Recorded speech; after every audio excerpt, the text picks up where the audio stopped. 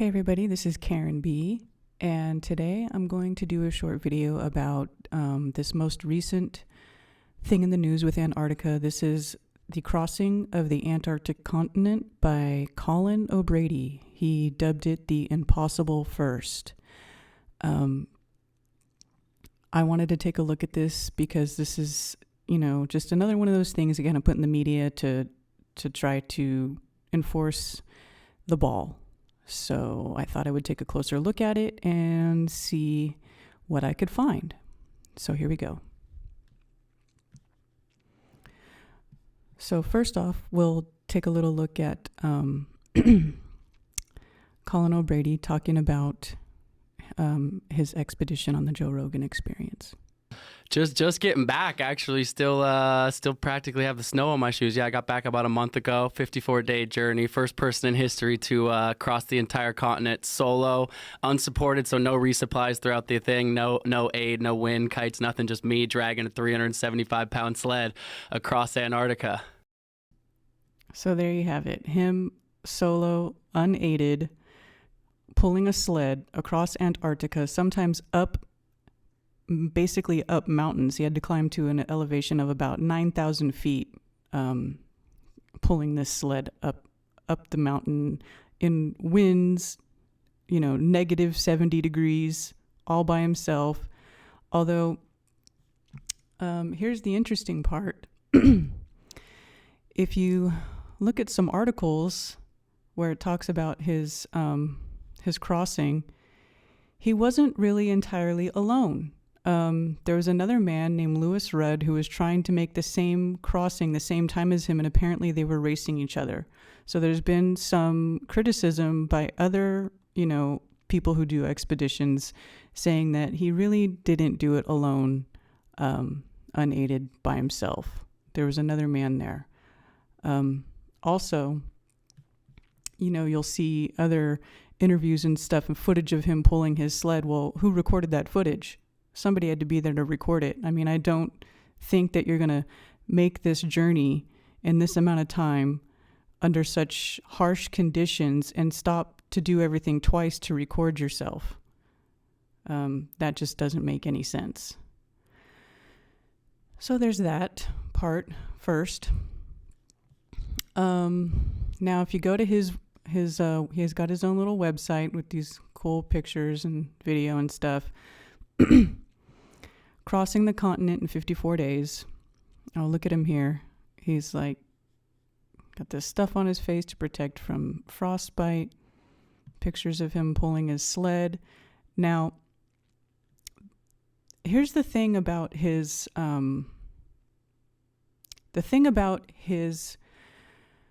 path across Antarctica, where he says he crossed the entire continent. No, I'm sorry. You did not cross the entire continent. That is an embellishment, to say the least. So here you'll see his little map. Okay, so this is what he does. He starts here near the Ross Ice Shelf. I guess what they say he did is they flew him into a base that was somewhere over here. Then from this base, they flew him over to his start point, which is called the Messner start point. Tried to find actual coordinates for this start point. I couldn't find them anywhere. Basically, this is as good as it gets. It's a dot on a map. And so then he walks like this to the South Pole, and then from the South Pole to this point here, the end of this glacier, where the land mass of Antarctica ends. So that's his point. Now, here's the other thing. So tracking him during his expedition, live tracking.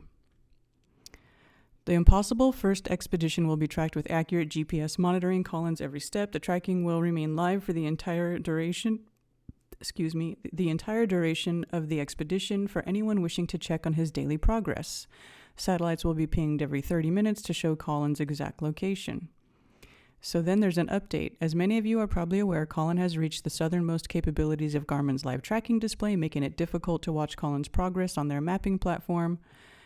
And but we have this new map tracker which features all the data imported from Garmin in a more visually appealing layout. So, I mean, this right here is sort of a contradiction. Reach the southernmost capabilities of Garmin's live tracking display right there. I mean, they're basically saying that they can't track it live anymore, but oh, here's this new program and we're going to show you all these pretty little graphics to let you know where he's at. So that's kind of suspicious right there. It's like, can they track him or can they not track him? Can they track him live, or are they just going to make pretty little pictures to show you to tell you where he is, rather than it actually be somewhere where you could actually see the data yourself and track it? So that's kind of suspicious. There's a lot of fishy stuff going on here.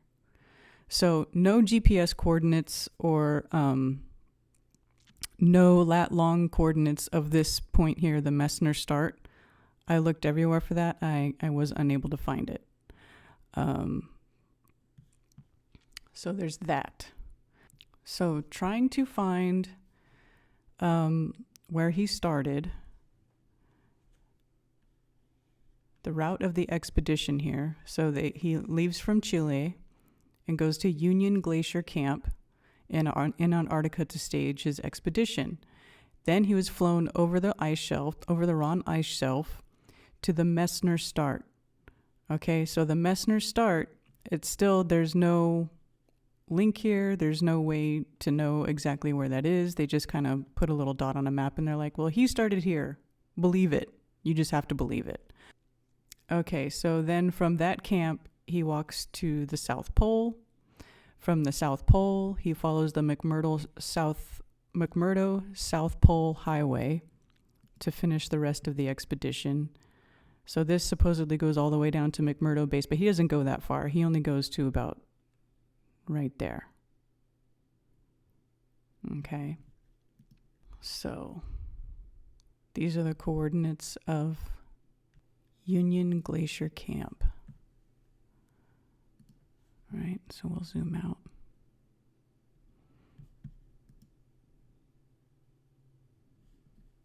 Union Glacier Camp. Oh, I don't see any camp. Where's the camp? That's as far as I can zoom in. All right, so anyway, here's the supposed Union Glacier Camp. Oh, is this it down here maybe? What is that? No, that's not a camp. It's like rocks or something. Okay, anyway. Union Glacier Camp. Nice camp. And they fly him from this camp to, let's try to orient this the right way. Where is his, okay, so this is the start point. Here's the archipelago or the peninsula from Antarctica.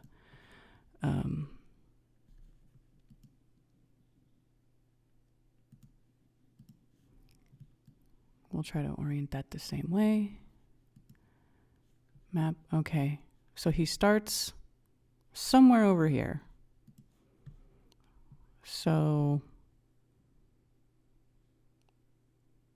I'm not sure where he supposedly started. Was it supposed to be here?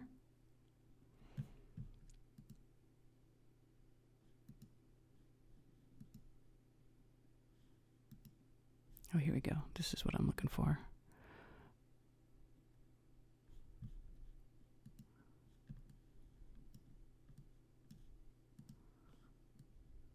Okay. So supposedly they fly him out somewhere over here to start, and then he goes all the way to the geographic South Pole. Let's take a look at the South Pole. What's going on here?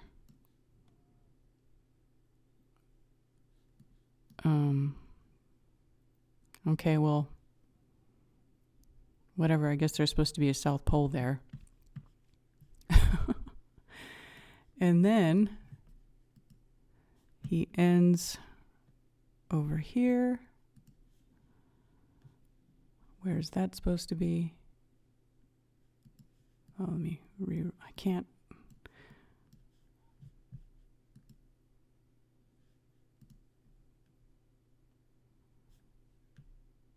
Okay. So anyway, supposedly he starts here, walks down here, and then goes over here. Leverett Glacier finish. Leverett Glacier. So let's search for that.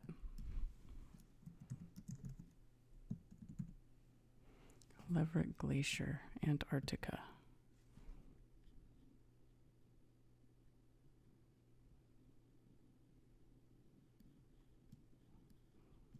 So over here, the end of the landmass. So he doesn't go all the way across the shelf. He just goes over here. So it's basically down like this and right here. That's what he's doing. Okay, so that's hardly crossing the entire continent of Antarctica. Hardly. Hardly. Here's the other weird thing about this. Colin O'Brady, 33, has become the first person to ski alone unaided across Antarctica. Now, when you see down here that they're live tracking it and it reached the southernmost capabilities of the GPS tracking, here's the something curious. His wife, and here's another thing. He doesn't go on any shows. He's not going on the morning shows. He's not going on any news shows. They're not doing a bunch of interviews with him. You know, if he really did this and this is such a big deal, how come there's not very much media coverage of it, right? It's like he's hardly anywhere.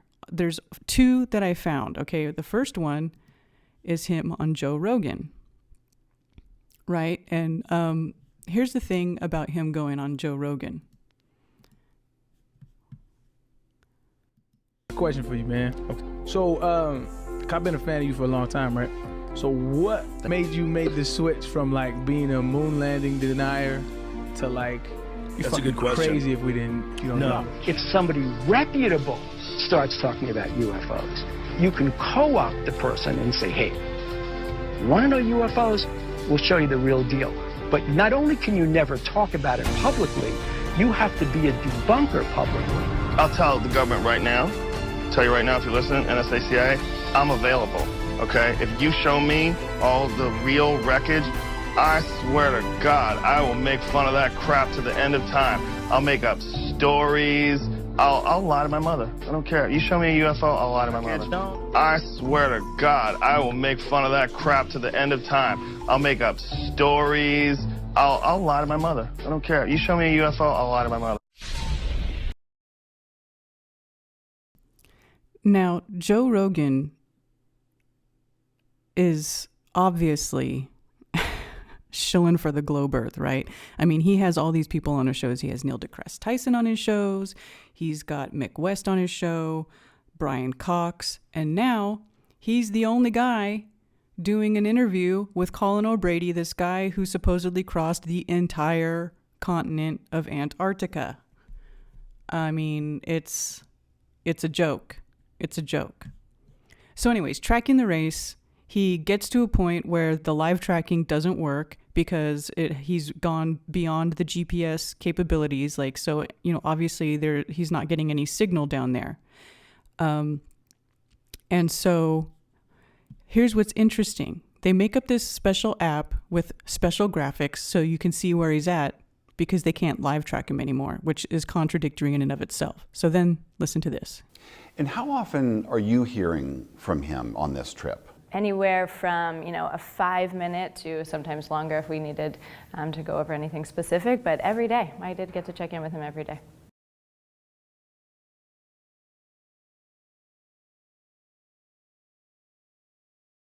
give us a little more sense of what it was like day to day?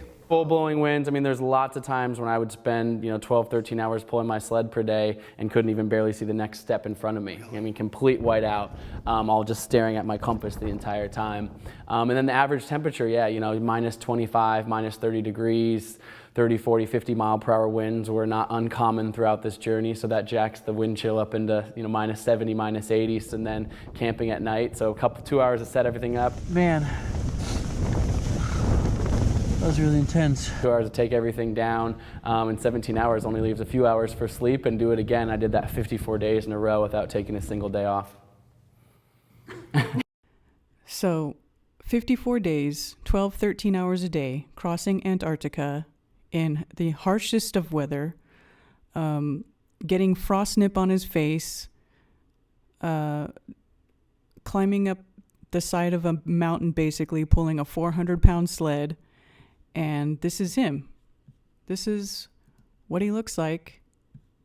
He's happy, healthy, looks really no worse for wear. Doesn't look like he lost very much weight. He looks pretty healthy and pink right here. This is supposedly right after he did it. And then Joe Rogan Experience about a month later. Hey, look at me. I'm full of shit. No aid, no wind, kites, nothing, just me dragging a 375-pound sled across Antarctica. I can't believe it only took you 54 days. Yeah. It's so big. Like, look at Antarctica on a map. Like, how long do you think it would take you to walk across America?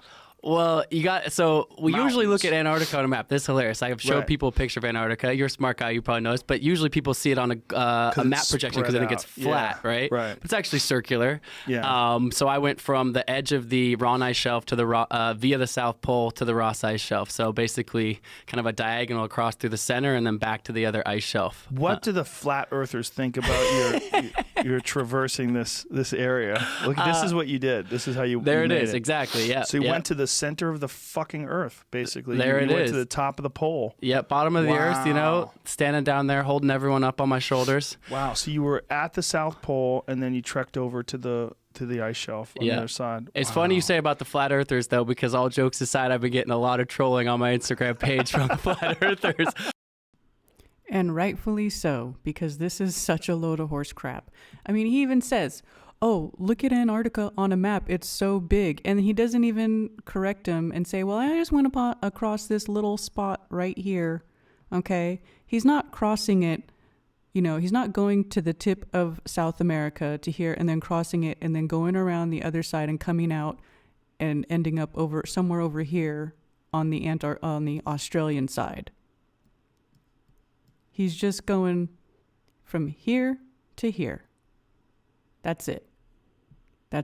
So, I mean, it's like a big joke. They are mocking us with this, and people are just believe it. They're just like, yeah, sure, whatever. So anyway, I tried to see what this would look like on an AE map. Okay, so without actual coordinates for the start and finish, I basically tried to guesstimate where this crossing would be, and this is basically what it looks like. I mean, here you can kind of see where the land masses separate from the ice shelf, going down to the South Pole and then out here again. It's really not that big of a deal. It's not such an amazing feat as they're making it out to be. And the reason they're not covering this so much in the media is because if they did draw this attention to it, then everybody would point it out, that it's really not that big of a deal. And it's kind of a load of crap. And he wasn't even by himself. And they're just taking the piss. They're really just taking the piss now. So, anyway, that's what I found. He wasn't really alone. he didn't cross the entire continent. He just crossed a small section of it. And, well, look at that. Isn't that weird? Why does the Earth get so big in map mode? But Antarctica is staying the same size. That's a little interesting, isn't it? Anyway, that's it. I hope everybody has a good day, and see you soon. Bye.